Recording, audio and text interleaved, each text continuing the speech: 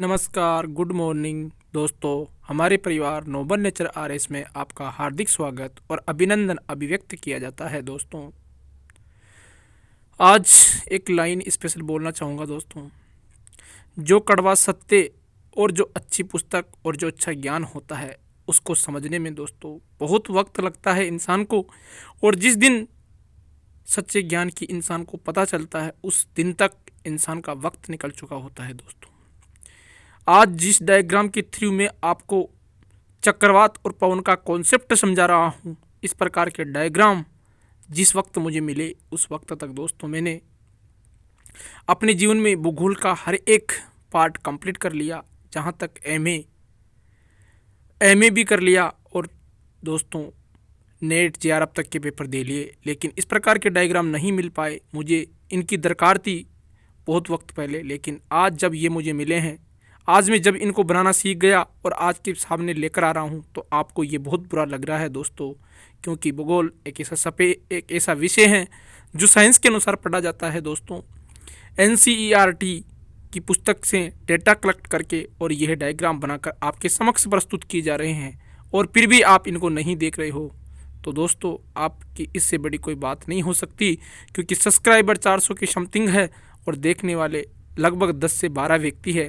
तो यही माना जा सकता है कि या तो मैं गलत हो सकता हूँ या फिर मेरा मैटर। इसलिए दोस्तों, जो 2-5 बंदे भी इन वीडियो को देख रहे हैं, वो बंदे अगर इनको अंत तक देख लें और इसका डायग्राम बना लेंगे तो जीवन में दोस्तों फर्स्ट ग्रेड लेक्चरर तक के पेपर में आपके इनसे बाहर कुछ नहीं छूटने वाला।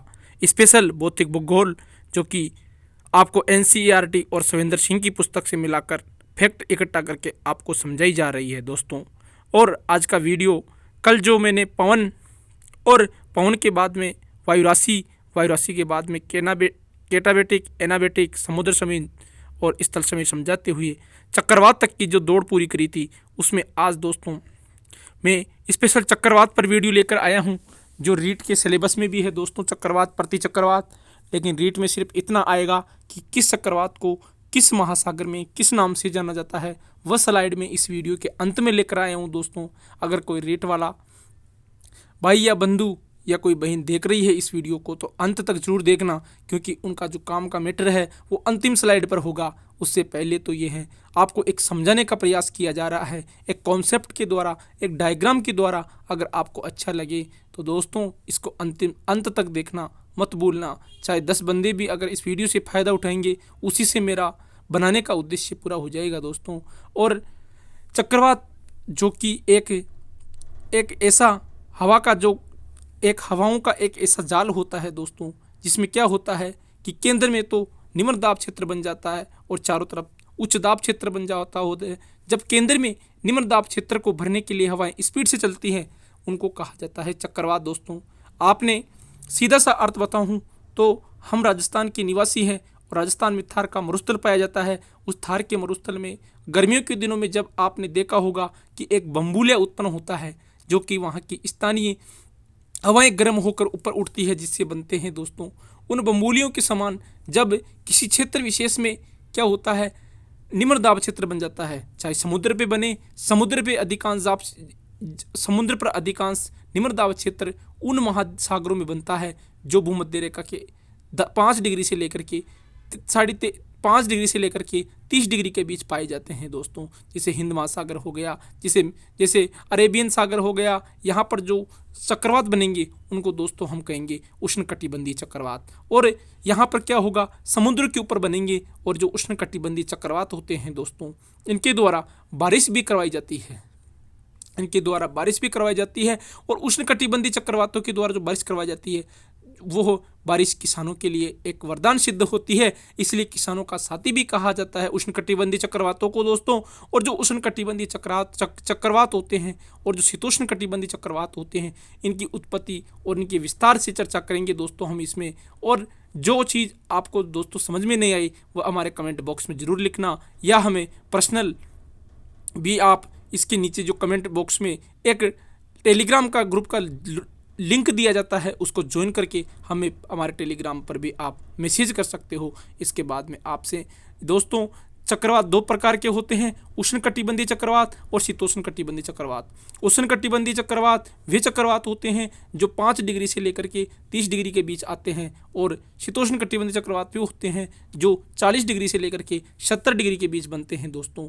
30-35 पर जो हॉर्स लैटिट्यूड है वहाँ से लेकर के जो डोल्ड्रम बेल्ट 0 से 5 उत्तर और दक्षिण अक्षांश में है, इनके बीच में जो चक्रवात बनते हैं उनको कहा जाता है दोस्तों, क्या कहा जाता है उनको? उष्णकटिबंधीय चक्रवात कहा जाता है। और 40 डिग्री से लेकर 60 डिग्री उत्तरी और दक्षिण अक्षांशों पर जो चक्रवात बनते हैं उन्हें शीतोष्णकटिबंधीय चक्रवात कहा जाता है, टेम्परेट चक्रवात कहा जाता है। ट्रॉपिकल साइक्लोन और टेम्परेट साइक्लोन दो होते हैं साइक्लोन दोस्तों। इसके बाद की बात करूँ तो चक्रवात, जो चक्रवात होता है वायु का चक्रीय गति करना होता है चक्रवात।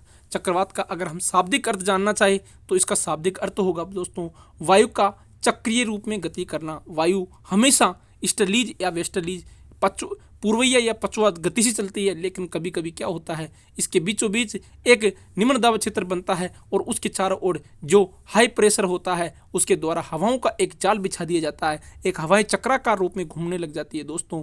गर्मियों में आपने थार के मरुस्थल में जो बम्बूले देखा है वह है चक्रवात का उदाहरण आपके समक्ष अच्छा उदाहरण पेश हो सकता है दोस्तों।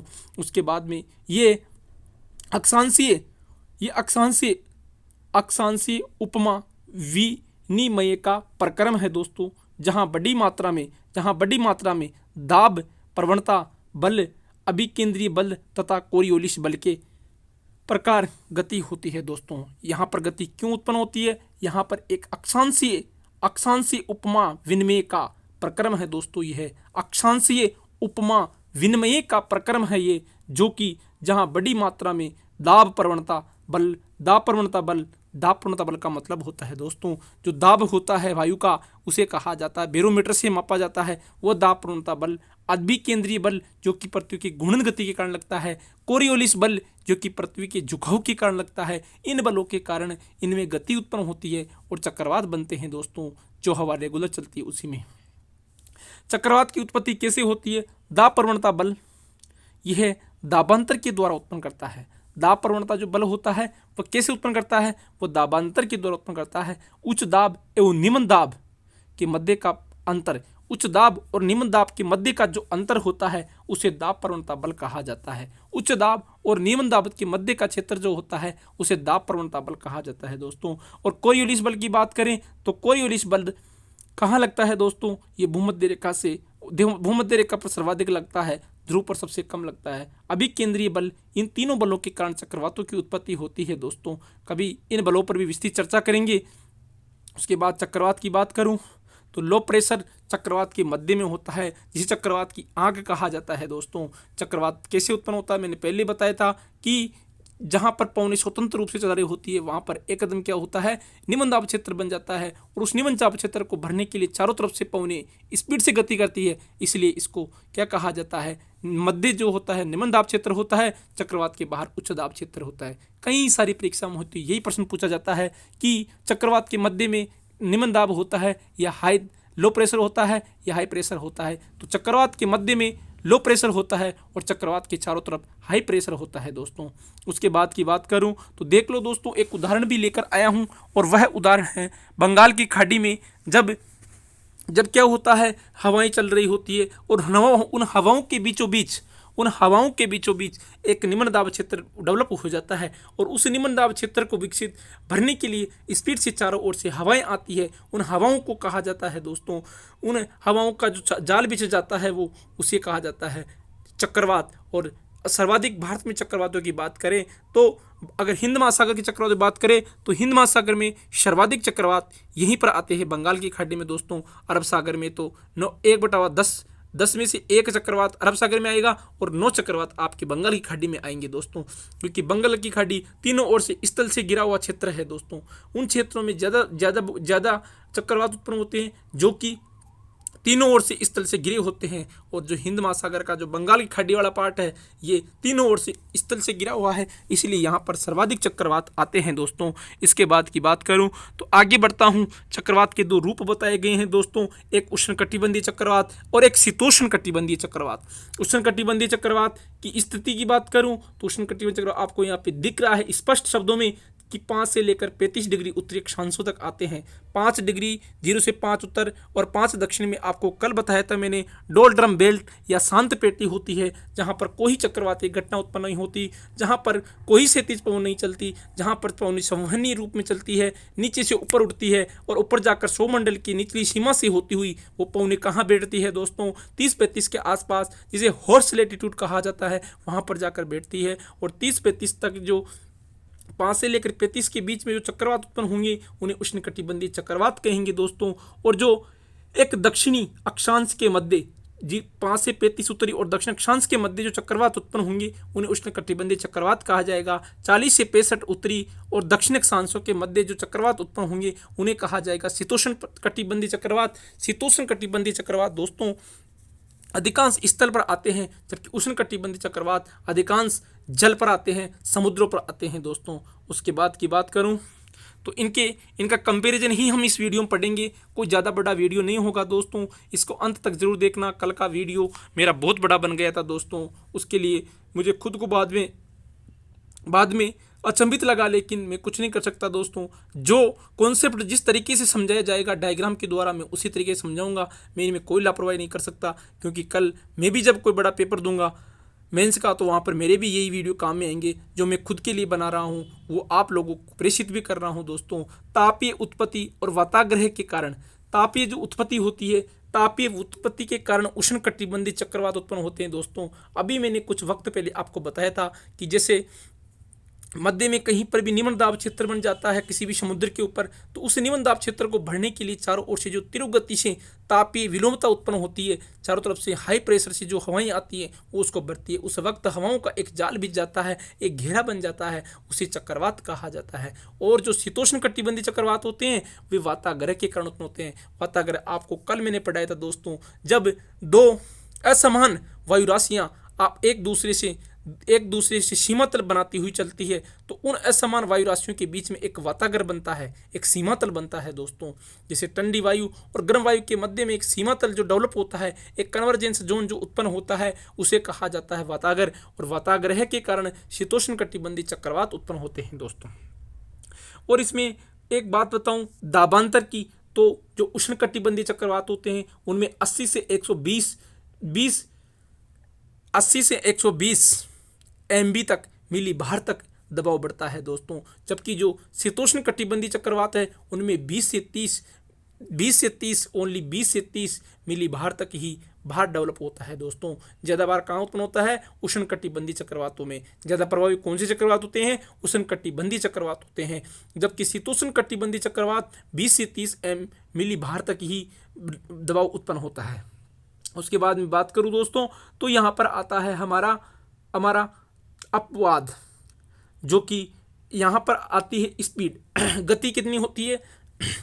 तो उष्णकटिबंधीय चक्रवात गति होती है 60 से लेकर 120 किलोमीटर तक। 60 से लेकर 120 किलोमीटर तक स्पीड होती है उष्णकटिबंधीय चक्रवातों की। लेकिन उष्णकटिबंधीय चक्रवातों में भी एक अपवाद है, जो कि टोर्नेडो है, जो कि कहाँ आता है? फ्लोरिडा के आसपास आता है और उत्तरी अमेरिका का जो यूएसए देश है उसको प्रभावित करता है। वहाँ पर जो चक्रवात आते हैं उनकी गति 400 से 600 किलोमीटर पर घंटे तक हो जाती है दोस्तों। और वैसे नॉर्मल गति 60 से 120 किलोमीटर पर घंटा होती है इनकी। जबकि अपवाद स्वरूप एक जगह है दुनिया में जो कि फ्लोरिडा के आसपास उत्तरी अमेरिका में है, यूएसए में है। वहाँ पर टोर्नेडो जो तूफान आता है, जो चक्रवात आता है, उसकी गति 400 से 600 किलोमीटर पर घंटे तक होती है दोस्तों। और वहाँ की वास्तविकता अभी तक पता नहीं चली, क्योंकि वहाँ पर उपकरण जो लगाता है साइंटिस्ट, वह उपकरण ही उड़ जाता है। इसके अलावा जो शीतोष्ण कटिबंधीय चक्रवात है इसकी नॉर्मल गति होती है 40 से 50 किलोमीटर, इसलिए ज़्यादा विनाशकारी भी नहीं होते दोस्तों। उसके बाद में बात बताऊं आपको तो दोस्तों, जो हमारे अभी जो पश्चिमी राजस्थान में बारिश करवा रहे हैं, जिन्हें भूमध्य सागर से आने वाली पछुआ पवनें या वेस्टर्न डिस्टर्बेंस कहते हैं, पश्चिमी विक्षोभ कहते हैं, ये दोस्तों शीतोष्ण कटिबंधीय चक्रवात के उदाहरण हैं।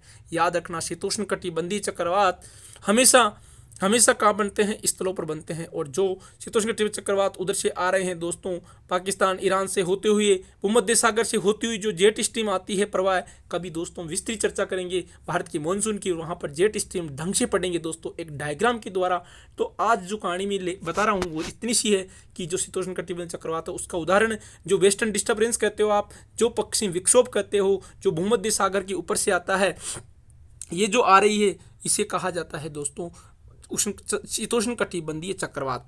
अब इधर आकृति की बात करूं दोस्तों, तो आकृति में गोलाकार होता है उष्ण कटिबंधीय चक्रवात, जबकि जो आकृति होती है उल्टे वी आकार की होती है शीतोष्ण कटिबंधीय चक्रवातों की। आपको दिखाई दे रहा होगा डायग्राम में दोस्तों, गोलाकार आकृति बन रही है, कहाँ पर गोलाकार आकृति बनती है उष्णकटिबंधीय चक्रवातों में। और आप देख सकते हो बीचों बीच में जो गर्म हवा होती है और चारों तरफ जो ठंडी हवाएं आती है जो जो कि हाई प्रेशर से आती हैं, इन हवाओं के बीच का जो घेरा बनता है उसे कहा जाता है उष्णकटिबंधीय चक्रवात। जबकि शीतोष्णकटिबंधीय चक्रवात में स्थिति विपरीत होती है दोस्तों, यहाँ पर वी के आकार बनता है। क्या होता है यहाँ पर ठंडी और गर्म वायु एक दूसरे के अपोजिट चलती है, और अपोजिट चलती है तो स्टार्टिंग स्थिति ये दिखाई दे रही है, ये होती है दोस्तों जो कि एक वाताग्रह बनता है। उसके बाद में जो इसकी गति होती है वो ऐसे हो जाती है थोड़ा सा बढ़ने के बाद, और इसमें क्या होता है उल्टी वी का आकार बन जाता है दोस्तों, क्योंकि जो ठंडी वायु होती है वो आक्रामक हो जाती है और जो गर्म वायु होती है वो भी अपना आक्रामक रूप धारण कर लेती है, तो बीच में बहुत बड़ा वाताग्रह बन जाता है दोस्तों। और इसकी स्थिति आप ये देख सकते हो उल्टे वी के आकार की हो जाती है। इसके अलावा गोलाकार और वी आकार हो गई आकृति। उसके बाद में नेक्स्ट स्लाइड है दोस्तों उष्णकटिबंधीय चक्रवात।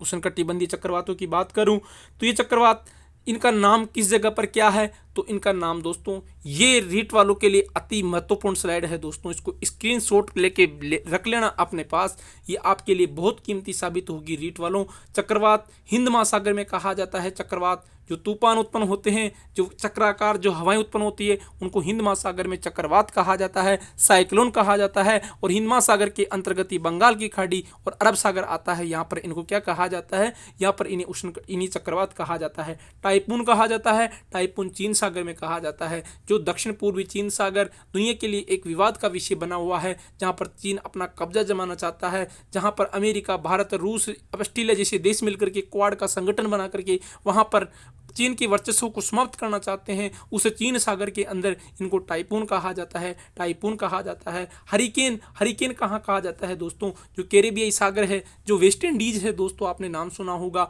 उत्तरी और दक्षिण अमेरिका बीच में जो सागर है उसको कहा जाता है कैरेबियन सागर। और उस कैरेबियन सागर में उत्पन्न होने वाले उष्णकटिबंधीय चक्रवातों को हरिकेन कहा जाता है दोस्तों। विली विली ये आया था पिछली बार रीट की परीक्षा में दोस्तों, 2018 रीट में। विली चक्रवात कहाँ पर आता है, तो विली जो उत्तर पश्चिमी जो ऑस्ट्रेलिया होता है वहाँ पर जो चक्रवात उत्पन्न होते हैं उन्हें विली चक्रवात कहा जाता है। इनके अलावा एक है थेलमा चक्रवात आता है दोस्तों फिलीपींस सागर में, जो फिलीपींस के पास में जो प्रशांत महासागर का पार्ट माना जाता है वहाँ पर जो चक्रवात उत्पन्न होते हैं उन्हें थेलमा चक्रवात कहा जाता है। इसके बाद की बात करूं तो उष्णकटिबंधीय चक्रवात और शीतोष्ण सिर्फ यहाँ पर दोस्तों एक डायग्राम के द्वारा आपको इनके बीच का अंतर बताया जा रहा है। अगर आप इसको ध्यान से देख लोगे, अपनी कॉपी में बना लोगे तो लाइफ टाइम काम आएगा दोस्तों। 11वीं में BA पार्ट फर्स्ट में पढ़ रहे हो, MA परिवेश में आप पेपर देना चाहते हो भौतिक भूगोल का, या फिर आपके किसी भी कॉम्पिटिशन में भूगोल विषय है जिसमें भौतिक भूगोल का कोई भी पार्ट है तो वहाँ पर चक्रवात या प्रति चक्रवात जरूर पूछे जाते हैं दोस्तों। और मैं चक्रवात की बात कर रहा हूँ तो इनमें जो दिशा होती है, हमेशा जो उष्णकटिबंधीय चक्रवात होते हैं उनकी दिशा पूर्व से पश्चिम होती है दोस्तों। आपको विदित होगा इनकी पूर्व से पश्चिम की ओर दिशा ही क्यों होगी, क्योंकि दोस्तों उष्णकटिबंधीय चक्रवात कहाँ उत्पन्न हो रहे हैं, 5 से लेकर के 35 डिग्री के बीच में उत्पन्न हो रहे हैं। और यहाँ पे कौन सी पवनें चलती है, स्थायी पवनें, यहाँ पर दोस्तों पूर्वया पवनें चलती है। इसलिए जो पूर्वया पवनें होती हैं उनकी दिशा हमेशा क्या होगी, पूर्व से पश्चिम की ओर होगी। उत्तरी गोलार्ध की बात करें तो उत्तर पूर्व से दक्षिण पश्चिमी, और दक्षिण गोलार्ध की बात करें तो दक्षिण पूर्व से उत्तर पश्चिम की ओर चलती है। इसलिए जो उष्णकटिबंधीय चक्रवात होते हैं इनकी दिशा हमेशा पूर्व से पश्चिम की ओर होती है। जबकि शीतोष्णकटिबंधीय चक्रवात कहाँ उत्पन्न होते हैं, शीतोष्णकटिबंधीय चक्रवात 40 से 60 डिग्री उत्तरी और दक्षिण अक्षांशों के बीच में उत्पन्न होते हैं, जहां पर कौन सी पवनें चलती है, जहां पर पछवा स्थायी पवनें चलती है। और पछवा पवनों की दिशा क्या होती है, पश्चिम से पूर्व की ओर होती है। यानी उत्तरी गोलार्ध में उत्तर पश्चिम से उत्तरी गोलार्ध में दक्षिण पश्चिम से उत्तर पूर्व की ओर और दक्षिणी गोलार्ध में उत्तर पश्चिम से दक्षिण पूर्व की ओर चलती है, इसलिए इनकी दिशा हमेशा उत्तरी गोलार्ध हमेशा इनकी पश्चिम से पूर्व की ओर होती है। पछुआ पवनों का पश्चिम से पूर्व प्रवाह होता है दोस्तों। उसके बाद की बात करूं, चक्रवातों का नामकरण कैसे किया जाता है इसकी चर्चा करूं तो एक WMO वर्ल्ड मॉनेटराइज ऑर्गेनाइजेशन यानी कि विश्व मौसम संगठन बनाया गया था दोस्तों 1950 में, और इसका मुख्यालय जेनेवा स्विट्जरलैंड में है दोस्तों। इस विश्व मौसम संगठन के द्वारा सभी देशों को जहां जहां चक्रवात आते हैं उन देशों को ये स्पष्ट ऑथोरिटी दी गई है कि किस देश में, कि अगर किसी भी सागर में अगर कोई तूफान आ रहा है तो उस सागर में जितने देश उससे प्रभावित हो रहे हैं वे देश एक हर तूफान को अलग अलग देश नाम देंगे। अगर एक देश मेल दे रहा है तो दूसरा उसका नाम फीमेल देंगे। जैसे भारत में तूफान हिंद महासागर में तूफान आता है तो भारत, यहाँ पर एक डायग्राम बताया गया है दोस्तों, जो हिंद महासागर में तूफान आते हैं उनका नाम होता है, जैसे कि यहाँ पर तूफान आते हैं, जैसे कि मालदीव हो गया, भारत प्रभावित हो गया, श्रीलंका हो गया,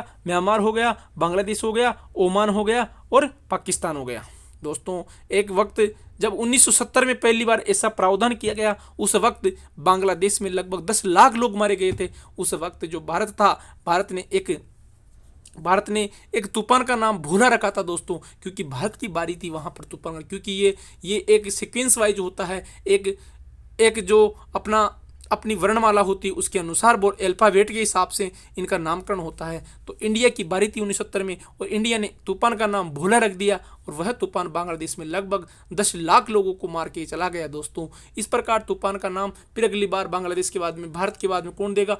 क्रम से अल्फाबेट के हिसाब से अलग अलग देश हर बार तूफान का अलग अलग नाम देते हैं। एक बार केटना दे दिया तो दूसरी बार सलमान खान देगा दोस्तों। एक बार अगर मेल का नाम से आ गया तो दूसरी बार फीमेल का देगा। एक बार एक देश दे दिया तो दूसरी बार दूसरा देश देगा। ऐसा प्रावधान किसने किया है? WMO ने किया है, विश्व मौसम संगठन ने। इस प्रकार दोस्तों आज का वीडियो, एक छोटा सा वीडियो आपके समक्ष लेकर आया था दोस्तों, चक्रवातों का जो अंतर था वो समझाने के लिए, और किस महाद्वीप में किस चक्रवात को क्या कहते हैं, जो रीट वालों के लिए एक स्पेशल स्लाइड थी दोस्तों। और दोस्तों आपसे यही अनुरोध, अगर कोई ज़रूरतमंद को मेरे से मिलने से अगर उनकी ज्ञान की प्यास बुझती है, यही मेरे लिए एक बहुत बड़ी उपलब्धि है दोस्तों। अगर आप लोग एक भी बंदे को भेजकर इसको दिखा दोगे और उसको अगर इसकी इम्पोर्टेंस समझ में आ जाएगी तो मैं वहीं पर अपने को धन्य समझ लूँगा दोस्तों। ज़्यादा व्यूअर जो काम मैं कर रहा हूँ दोस्तों, मैं अपनी ईमानदारी से कर रहा हूँ। आपके समक्ष जो डायग्राम लेकर आ रहा हूँ वो अब मेरे हिसाब से अच्छे लेकर आ रहा हूँ और आगे भी अच्छी अच्छी वीडियो लाता रहूँगा दोस्तों। अंत में यही कहना चाहूँगा, अगर अच्छा लगे तो कमेंट बॉक्स में कमेंट करके ज़रूर उत्साहवर्धन करना दोस्तों। जय हिंद, जय भारत।